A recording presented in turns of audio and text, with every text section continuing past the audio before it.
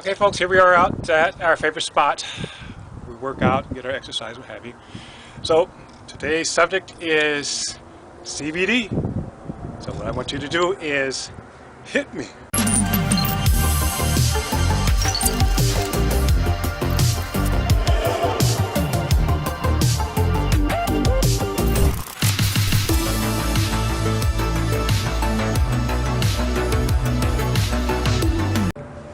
Okay folks, so what we're talking about is CBD, and is it for athletes? So the question is it legal, illegal? Is it any good, what have you? So what you should do is do your homework, check it out. Is it legal? What does it do? Does it help you? Does it get in the way and things like that? Is CBD really good for athletes? So what I want you to do is watch the video after this right here, because one of these trainers, he's going to describe what CBD is and how it can help athletes. So, and also, I sell CBD. I use it. Athletes that I know use it because we know it's very beneficial. But my main point for getting on board and selling it is not only do I use it, but I'm part of this marketing group that is the best group in the company as far as promoting the product. So what you can do is join us. It's free. Come on board. And then once you sign up, you can check in our back office, look at all the powerful tools that we have, which are unbelievable, in helping you to promote the product, make a little money, and have a work-home job, just like I do, driving around, having fun, spreading the word. So once again, watch the video after this, and you're going to be shocked as to how, yes, CBD is for athletes, and you may want to, check it out. Okay, and if you join our team, you're going to be happy that you did, because we have some powerful tools in marketing the system. Okay, until then, take care, folks. The World Anti-Doping Agency just removed CBD as a banned substance. And then the US Anti-Doping Agency also just removed it last year in 2018. So what that's showing us is that CBD is no longer viewed as something that's harmful or bad, or even as a performance enhancer. It's something that can truly help an athlete, and something that can help them recover and get the most out of their body and the most out of their workouts. So this is all really good news, especially when we're living in a world where the chronic use of non-steroidal anti-inflammatories is just becoming more and more prevalent. And what I mean by that is, in this day and age, athletes are pushing themselves to the limit more than they could ever have imagined. Okay, we're pushing ourselves all the time, which means in order to level up and just stay strong with the competition, we have to get through the pain. And that means lots of ibuprofen, lots of aspirin. These are known as non-steroidal anti-inflammatory drugs. Now, these work on the body in a very unique way. Sure, they help get rid of some of the pain, but they also have some pretty gnarly side effects when they're used for an extended period of time. You see, non-steroidal anti-inflammatories work on something called the COX-1 and COX-2, cyclooxygenase 1 and 2 enzymes within the body. COX-2 enzymes affect overall systemic inflammation, predominantly in the joints. COX-1 enzyme activity helps promote the inflammation within our gut that we need in order to protect our gut. That's why they say ibuprofen is bad, because ibuprofen lowers COX-1 and 2, making it so that you're susceptible to stomach bleeding. No good, right? You just want to get rid of the pain. You don't want a bleeding stomach. But the nice thing is CBD ends up having a positive effect on reducing overall COX-2 while not reducing COX-1. What this means is you get the anti-inflammatory pain-reducing effects throughout your body, but you're not getting rid of the overall mucosal layer that you need to protect your gut.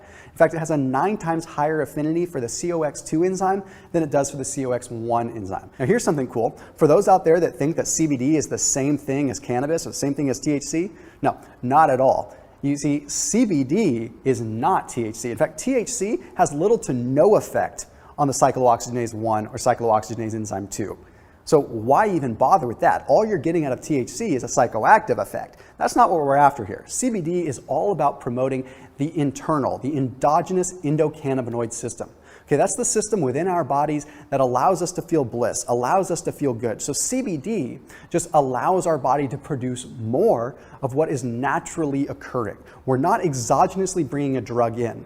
We're bringing in something that helps the body promote more of a good thing that already exists. So with that, let's look at the overall effect of exercise and stress on the body. Again, we're beating our bodies up, which means not only are we having pain, but we're having neurological stress and we're having mental stress. We need more bliss. We need more relaxing attributes, right? And that's where CBD comes in hand. CBD is going to help promote that endocannabinoid system to produce just that, endocannabinoids. And in this particular case, we can talk more about what's called anandamide. Anandamide is the main endocannabinoid that we'll refer to when we talk about the feel-good effects of CBD. Now, anandamide comes from the Sanskrit word meaning bliss. So quite literally, even in the word, it's there to help promote a blissful feeling. This helps us relax. And again, as athletes, we're constantly in what's called the sympathetic nervous system. Okay, we're constantly in this mode where we're just trying to, we're just wanting to go, go, go. We're constantly in fight or flight. We need something to help us turn that off at an internal level so we can actually relax, sleep, recover so that we can work out at our best again. Now, anandamide has some other effects outside of just helping you feel more relaxed. It actually modulates inflammation within the body through other mechanisms outside of COX-1 and 2. You see, it affects tumor necrosis factor 1 alpha, which is one of the primary inflammatory markers that we need to be looking at when we're looking at recovering from a workout. Lessen the inflammation, you're more recovered. But another thing that it does is it reduces or helps inactivate what are called mitogen-induced T and B cell proliferation. Now, T cells and B cells are cells that are involved in our immune system, right? We've heard of T cells before. Maybe you've heard of helper cells and killer cells. They're like little cells that go around and label things that are bad in our body to be attacked by the immune system. Well, sometimes those immune cells become overactive. When they become overactive, we have chronic states of inflammation because our immune system's just turned on. It usually happens when we're worn out and our resistance is low. CBD helps turn that unnecessary process off. Okay, now let's jump real quick to performance anxiety. If you're an athlete and you actually want to get more effect during competition, maybe you want to reduce your performance anxiety so you can focus on your task at hand and not worry about your competition all the time. Well, CBD has a powerful effect there. You see, CBD works on the 5-HTP receptors as well. So we're looking at like 5-HT1. We're looking at these receptors that actually help promote serotonin within the body. Helps you feel good, helps you be a little bit less stressed out, but not so much that you lose your edge that makes you competitive and makes you a good athlete. It just helps you stay a little bit calm, cool, and collected. Now, additionally, it activates what is called an adenosine receptor. So let me tell you what an adenosine receptor is by giving you an example of what stops adenosine. Caffeine blocks an adenosine receptor, okay? So although caffeine gives you energy, it makes you a little bit nervous, right? Makes you anxious.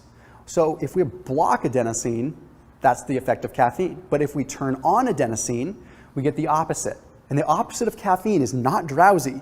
The opposite of caffeine is more GABA and more relaxation and less glutamate. Okay, so less glutamate activity in the brain, which means less brain fog, which means more mental clarity, and overall just less anxiety. Now, we're just scratching the surface with CBD. And we're just scratching the surface entirely when it comes down to CBD and the athlete. But as we start to learn more about CBD and as we learn more about how it's safe and effective and how it can be properly utilized, we're gonna find that it might just be the way of the future for overall athletes, but also recreational lifters, recreational runners, and people that are just trying to get healthy and fit.